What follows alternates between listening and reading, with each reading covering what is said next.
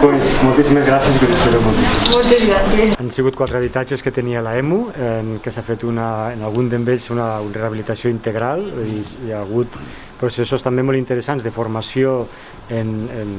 paleteria, en electricitat, en muntar pla dur, en fer totes les instal·lacions, en altres habitatges que requerien menys rehabilitació, però que també ha sigut una feina molt interessant per part de la gent que anirà a viure, de poder arranjar casa seva, amb aquesta col·laboració entre l'administració i el jovent per a poder donar cobertura a una necessitat d'accés a l'habitatge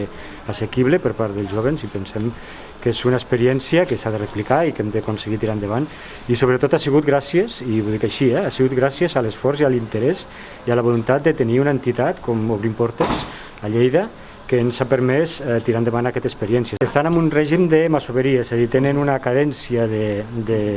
pagament per totes les hores que han ficat i han invertit,